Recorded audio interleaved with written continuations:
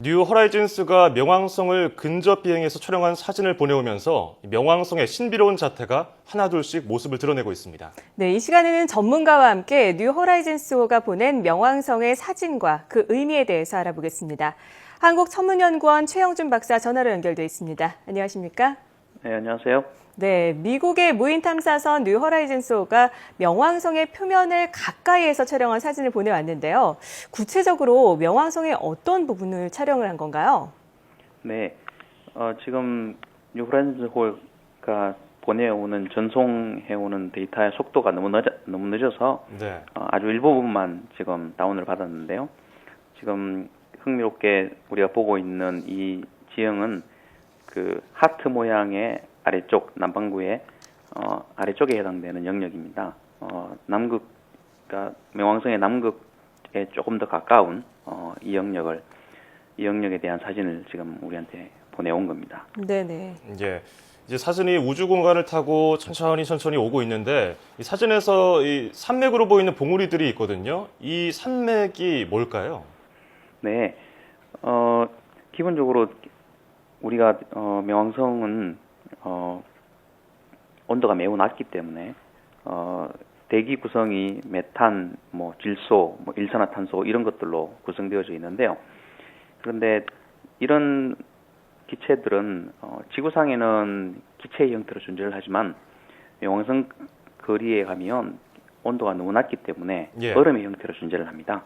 그래서 이런 게스들의 얼음과 그리고 또 물의 얼음하고 막 섞여가지고 이런 지형을 현재 지금 이루고 있어서 우리가 생각하는 얼음 산맥처럼 이렇게 부딪히면 아주 딱딱할 거라고 생각 안 하셔도 됩니다. 약간 소프트할 수 있고요. 그렇기 때문에 생각보다는 그렇게 밀도가 높지는 않은 그런 산맥들입니다. 산들이고. 네. 얼음으로 존재한다는 말씀을 해주셨는데요. 나사에서도 얼음으로 만들어진 산맥으로 추정을 하고 있습니다. 얼음이라면 네. 명왕성에 물이 있다고 볼 수 있을까요? 그렇죠. 그러니까 얼음의 형태인데 그게 물의 얼음도 있고 다른 가스의 얼음도 있고 어쨌든 얼음의 형태인데 그 중에 상당히 많은 부분은 이제 물로 구성이 됐을 거라고 보는 건데요. 왜냐하면 우리가 그 해성들을 우리가 가끔씩 관측을 하잖아요. 해성들은 헨리 해성이라든지 아니면 로제타 타겟인 67P 슈르모프 게라시멘코 같은 이런 해성들도 전부 다 카이프 벨트에서부터 왔을 거다라고 우리는 생각을 하고 있습니다. 네. 그런데 이 전체가 태양에 가까이 오면 굉장히 많은 수증기를 뿜어내고 이렇게 뿜어내잖아요. 그런 것들이 다 물이라는 거죠.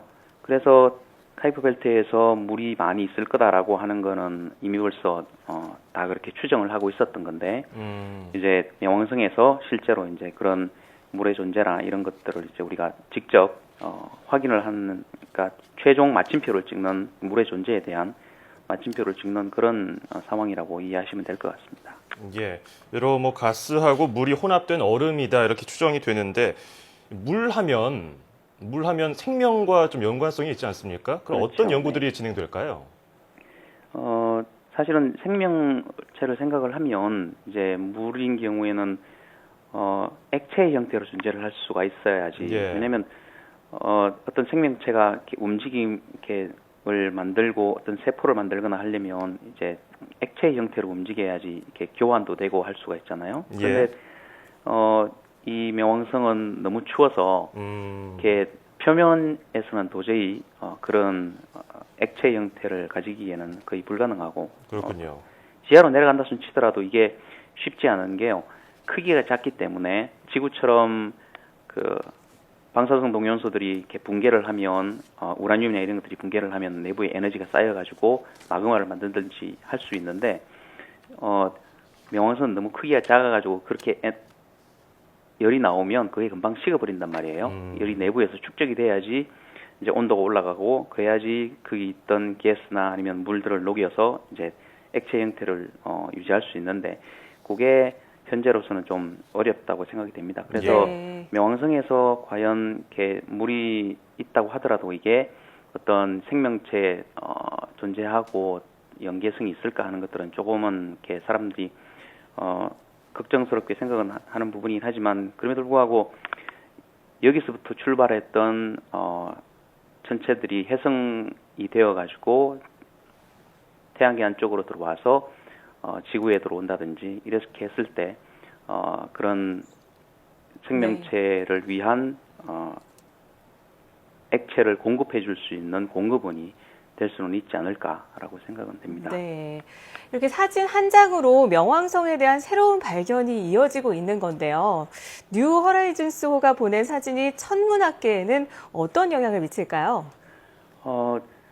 지금 수금지와 목토천해 이렇게 우리가 행성이라고 이제는 말을 하잖아요. 근데 수금지화까지는 딱딱한 지구형 행성이란 말이에요.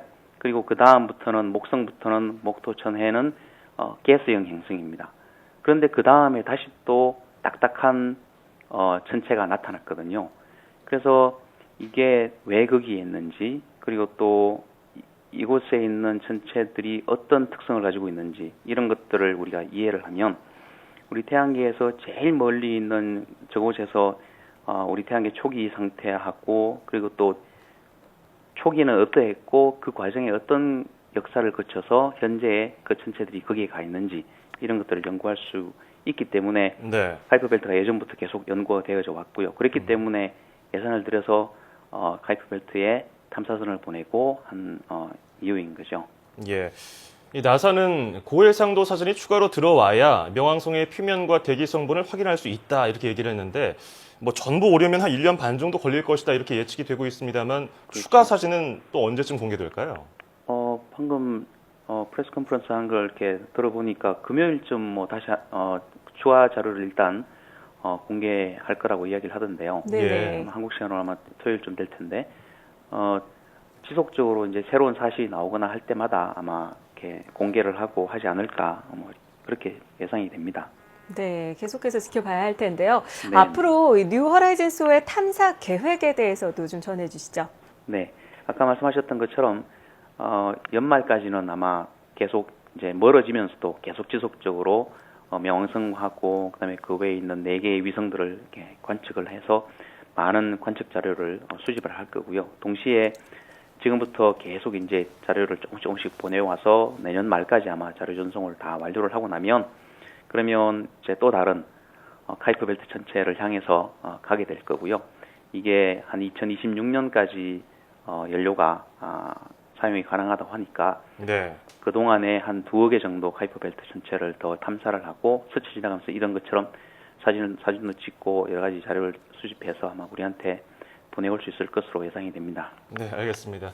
자, 지금까지 한국천문연구원 최용준 박사였습니다. 오늘 설명 고맙습니다. 네.